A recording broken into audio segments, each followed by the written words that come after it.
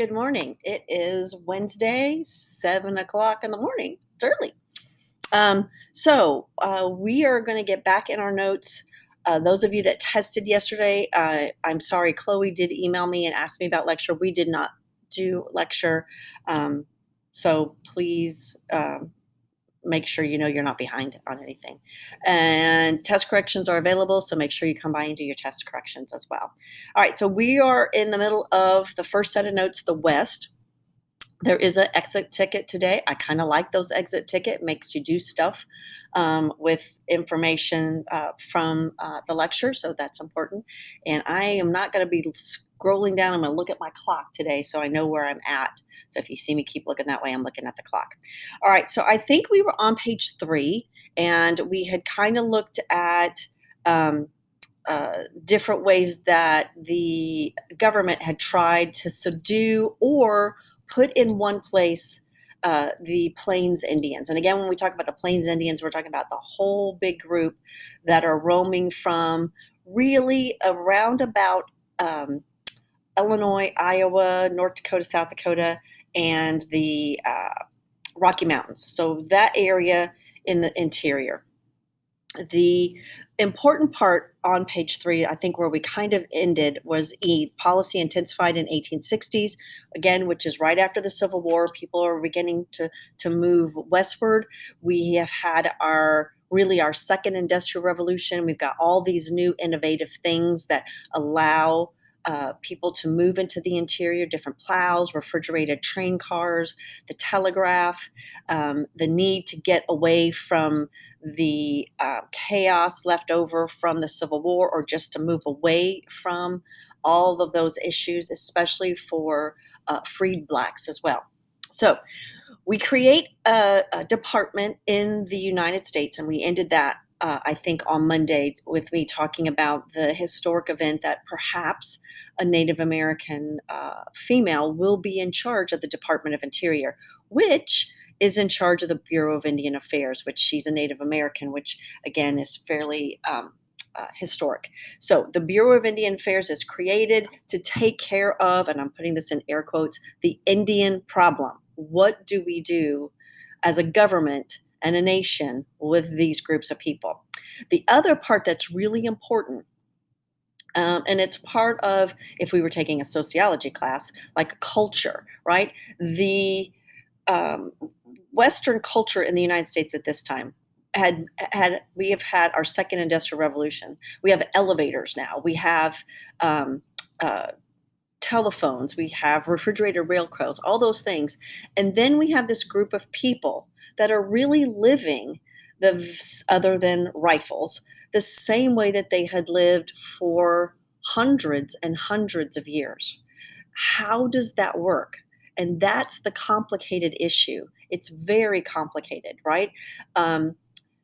American Indians, how are they going to hold on to their ways while this forward progress is just beating a trail to where they're at? How does that happen? And when we talk about what's coming up in the next few pages, it's really important to remember that a lot of these people in the government are coming from what they believe are places of good. And that's really their issue. Forward progress. We're moving forward. We have railroad cars. We have elevators. We have telephones. We have moving pictures. And then we have a group of people still living nomadic, hunting buffalo on the backs of horses, with guns now. That's the one thing. And many of these people that are going to think, again, that they're helping is the idea of making sure the Indians know your way of life can't exist anymore. It can't exist. You have to change. And obviously, a culture saying, no, this is our culture. You can't tell us to change. So that's the conflict. And I don't know if there is good answers to that. Certainly some of the answers in our notes aren't going to be the right ones, but it's a difficult conflict that doesn't have easy answers. I want you to understand, though, as we move through our notes, that the vast majority of these, minus the United States Army, are trying to deal with this problem in a way that they feel in 1880 is helping the Indians. What's going to happen it's not going to look like that. But it is important to know at that time, what was the choice? What were the answers in helping and moving forward? And for the vast majority, most people that worked with the Indians, minus Bureau of Indian Affairs and the United States Army, were trying to do this from a place of real intense good. So, with that in mind, we're going to move in to the bottom of page 3, warfare. And I felt like I had to kind of say that because there are people that are trying to help. So 1868 to 1890, constant warfare, constant in the West between American Indians and usually almost always the United States Army. That's the way the government tried to deal with it. The government said we're going to make reservations and everyone's going to go on these reservations. The difficulty for the Plains Indians, as opposed to, and if we get any kind of compare and contrast, Indians on the Atlantic coast that were farmers, right? They taught the first Europeans how to grow things. So for them, being confined in reservations or in areas like our Cherokee and our 5 civilized tribes, in places where they could farm, that made sense to them. It doesn't make sense to a Plains Indians who have no tradition of farming and actually look down on that as we're not eating something that doesn't naturally grow from the ground. That will be what Sitting Bull says. So U.S. troops are going to be made of Civil War veterans. And I would underline that because that's really important. We aren't dealing now with a ragtag army. We're dealing with war veterans, and they typically view warfare different than people who have never been exposed. So that is a really important part of this story, that we aren't dealing with a peacetime army in the sense that these are people that really don't want to shoot guns and they don't want to be a part of it. These are Civil War veterans. This is something that they've been exposed to. So for them, it's not something that's hard for them to fathom, pointing a gun and shooting at someone. A fifth of all the soldiers are African American, free Union blacks that served in the Union Army, and they're called the Buffalo Regiment. And they're called the Buffalo Regiment mostly because that's what the Native Americans called, and the consistency of the hair of African American reminded them of the hair on buffalo. So that's why they're called Buffalo Soldiers. I have that highlighted because the very first year I taught APUSH, that was a question, and I'm like, why is that even a question? I don't know. But now, and I put it in there every year. I don't know if it's ever popped up again. Sherman, Sheridan, and these people have really deep-seated feelings about Indians. Sheridan's the only good Indian is a dead Indian. Custer, the same thing. These men have taken the idea of subduing Indians to the idea of warfare, total war, just like Civil War, which is why that's important up there. The bottom of page 3 is one of the events that kind of changes the way Americans back east or on the West Coast reading newspapers feel about the way the United States, especially the United States Army, is dealing with the Indians. And it's the Sand Creek Massacre in Colorado in 1864. So typically what happened with these reservations, because the buffalo have been hunted almost to extinction, and it is becoming more and more difficult for the Plains Indians to feed their families. So what typically is happening now with these reservations is the young Indians, the young men, and probably a little bit of the older warriors are saying to their wives, their children, and grandparents, you guys go to the reservation. You go there. You'll be safe. You'll have food. We're not going to go. We're still going to roam around. And in the springtime, when things get better, you can all come out with us again. So that's what's happening. Women, children, grandparents are surrendering themselves to the United States Army to be placed into reservations so that they can be cared for while the warriors go and make war, or wars made on them by the United States Army. So while that is happening, and a group of these Cheyenne and Arapaho women, children, grandparents are under the care of the United States Army being taken to a reservation, they are attacked by the Colorado militia. And the Colorado militia assassinated about 400 of these defenseless women, children, and grandparents. They were promised immunity, they were promised protective custody by the government, and they were heading into a reservation. And that does two things. One, it's on the front page of every newspaper, and regular Americans are incensed and enraged, as rightfully so. It also changes the dynamic with the Sioux Indian. We did what you said, and you killed our women and children. And that leads to the escalation of the next few years of warfare.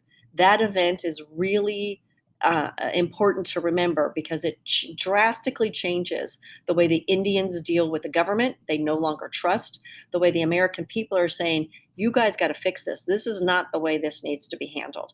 And the United States government at a loss as to how do we fix this.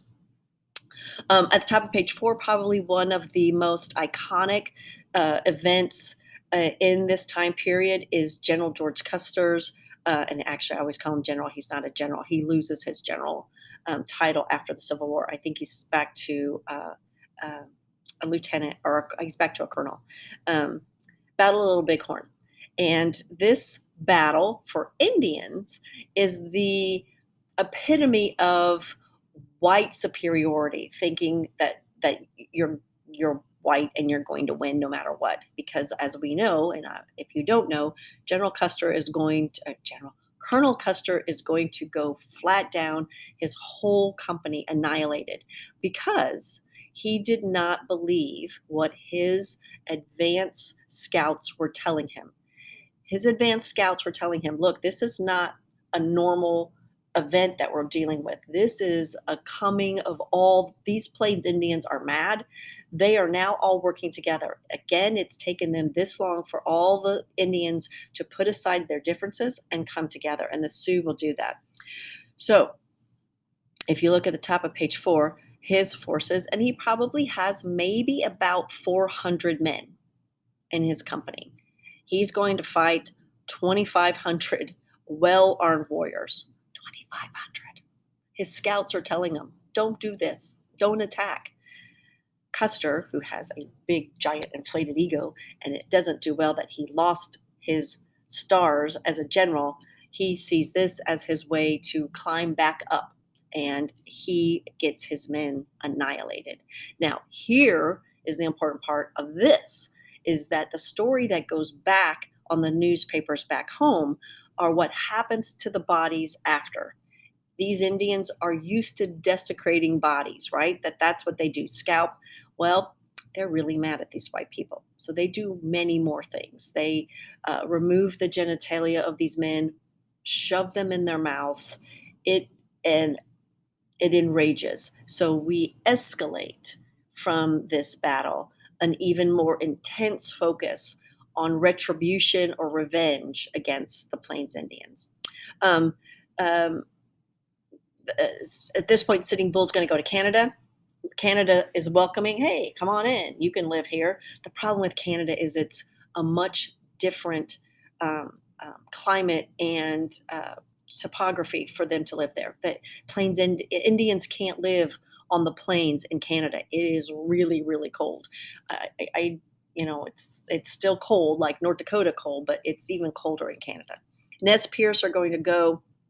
He's going to take his people on the 75-day retreat up to Canada. It's 1,500 miles to get with Canada, and he will be stopped 30 miles from the border by the United States Army. They'll be shipped south to Kansas, and then to Oklahoma, and then a third of them are going to die again of disease. They're eventually going to be allowed back to the Northwest,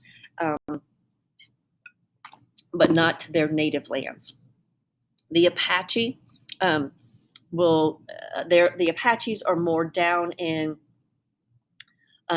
Arizona, New Mexico, and Utah area. That's the Apaches. And Cochise is going to have a 9-year guerrilla warfare from a base in the Rocky Mountains.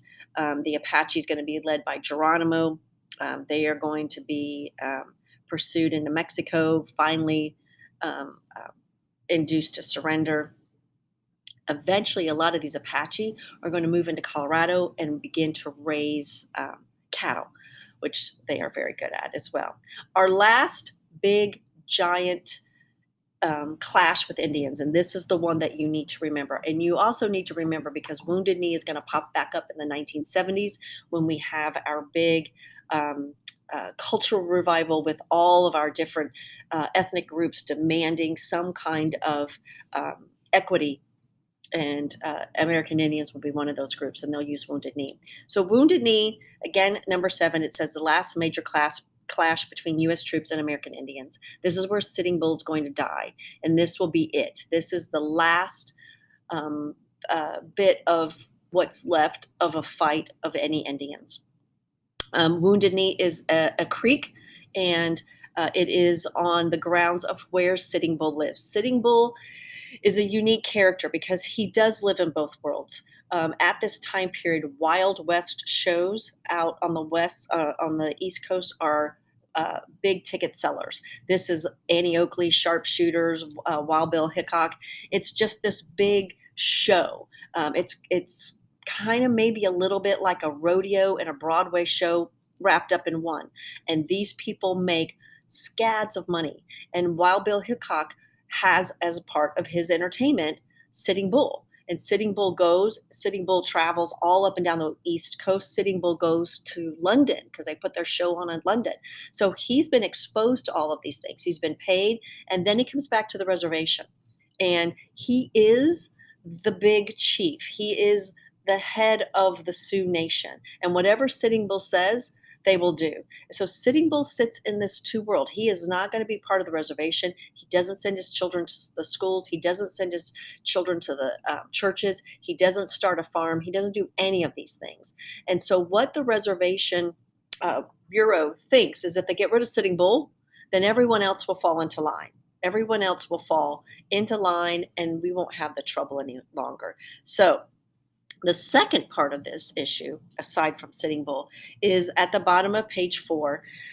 If you look at 7A, the Sacred Ghost Dance performed by the Dakota. This is a dance, and I'm not sure how much all of you know about Native American Indians, but dance is very important to Native Americans. They have a war dance. They have a wedding dance, and I'm sure most of you have seen them. And one of the most powerful, moving things I've ever been to is a powwow.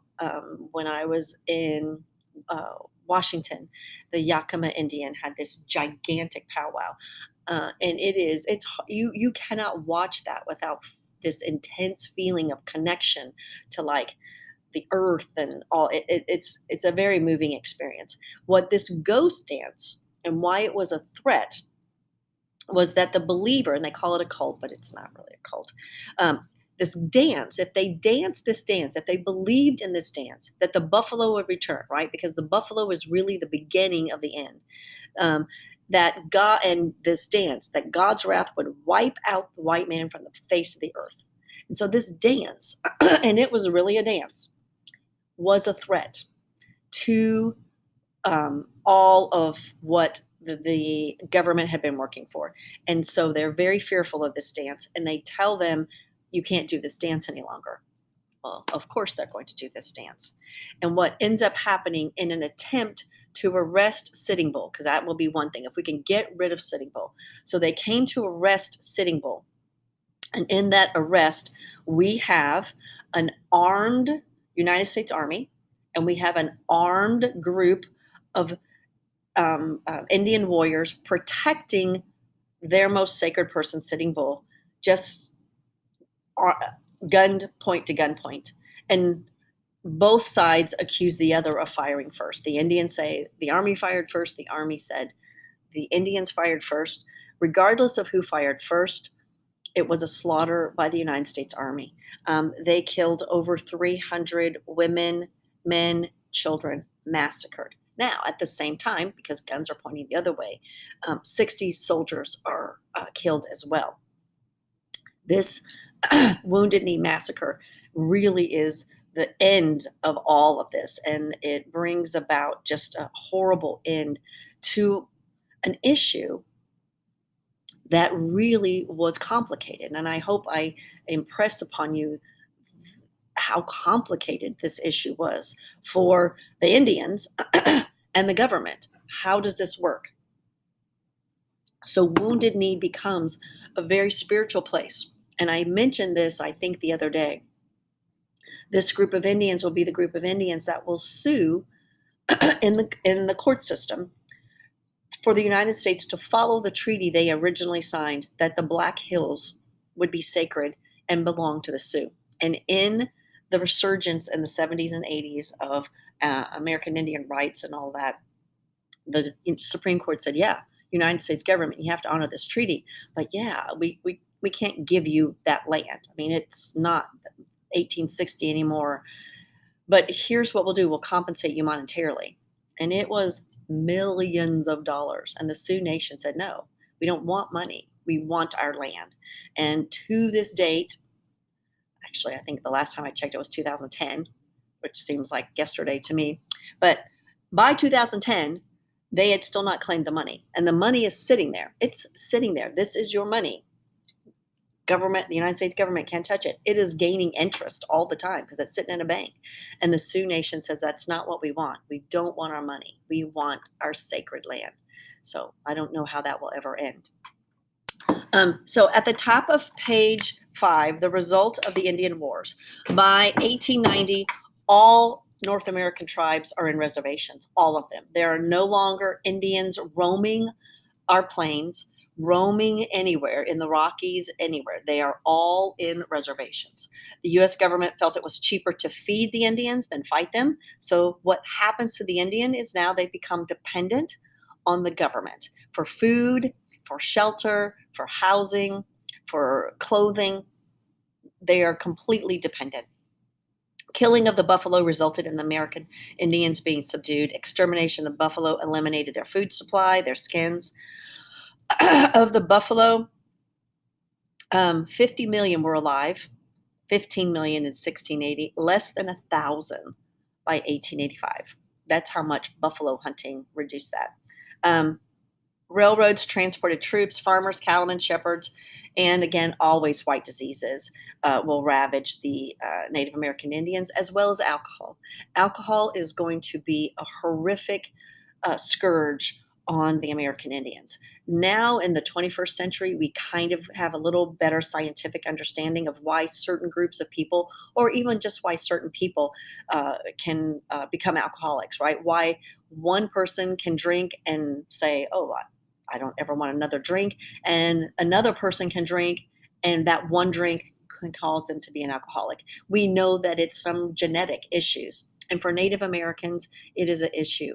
The rate of alcoholism on reservations is an astronomical rate. Like upwards of 70-80% of all Indians on reservations are alcoholics, and it's disastrous. And a lot of it's despondency on the reservation. There's not much hope. Many of these reservations are still very primitive, even in the 21st century, without running water in their homes and lack of electricity. So that's that part. We need to talk a little bit about the reform of Indians. So now that they're in reservations, what's going to happen to them? National sentiment began to urge reform toward Native Americans. And again, that sentiment comes really from Sand Creek Massacre and what happens at Wounded Knee. So we have another female writer that you have to know. This book is the same as Uncle Tom's Cabin. Excuse me. Helen Hunt Jackson writes a book called A Century of Dishonor. And this is a record of the government's ruthlessness and deceit against American Indians. So Helen Hunt Jackson recognizes that the American government is complicit in the way that they have dealt with American Indians. She writes this book, and again, has a similar emotional impact as Uncle Tom's Cabin. Inspired movement. Now, here's the thing. She writes this really good book that says, we've done horrible things to the American Indians and we need to make it right. So then it says, okay, let's make them assimilate. Let's make them white. And again, this is history trying to do a good thing, and boom, butt kick in the back, especially for Native Americans. So what is created is the Dawes Severity Act during Cleveland's first term. What it does is it makes Indians landowners. Plains Indians don't own land. That it just doesn't make any sense to them. So dissolved many tribes, wiped out tribal ownership of land, set up individual families with allotments of 160 acres, of which, what can you do with 160 acres? It's not much. It's really designed to eradicate American Indian culture. You have to become like us. And again, it's the double-edged sword. Like, American progress is moving forward. We want to bring you along, but how do we do that? And the results, again, accelerated decay of traditional American culture. 2/3 of American remaining land was lost, and the remaining official Indian policy till 1934, when the Indian Reorganization Act tried to restore, and eventually they will receive full citizenship in 1924. We have about 2 million Native Americans. One of the other things that will happen, and I'm not sure why that's not in our notes if I passed over it, that one of the things that will happen is they will take their children away. Their children will be taken away and moved to boarding schools back east. They'll be made to cut their hair, wear white men's clothing, and become part of a public school system. And I find it always interesting. One of the most famous Indian boarding schools in Pennsylvania was called the Carlisle Indian Boarding School, which I always find fascinating about if there's any connection whatsoever with that. But the problem for these children, and we are going to have these children go on to go to Harvard, become doctors. One of the Indians that take care, one of the doctors that take care of Indians at Wounded Knee Reservation is an Indian that went through Harvard Medical School. The problem is he's still an Indian. White Americans are not going to go to an American Indian doctor. White Americans are not going to let them move next door. White Americans are not going to let that that Indian Harvard educated doctor marry their white daughter, although he does. Just spoiler alert, he does marry a white woman. But these children are now in a no man's land. They don't fit in their own culture or their own tribe anymore, nor do we allow them to fit in white America. It's such a difficult situation at that point. So that's the end. There is an exit ticket. Make sure you do the exit ticket. I really like them. It's also another good way for you to get points. Most of you did really well. I don't know if I took any points off of your exit tickets during the snow days, but make sure you answer it really well. Have a great Wednesday. Make sure you do all of your work, and let me know if you have any questions. Remember, tomorrow we'll finish up that West Notes in class, and you'll have a quiz and test corrections by Friday. So have a great rest of your day. I think it's supposed to be a glorious day, like up to 60 degrees. So have a great day, and we'll see you guys tomorrow.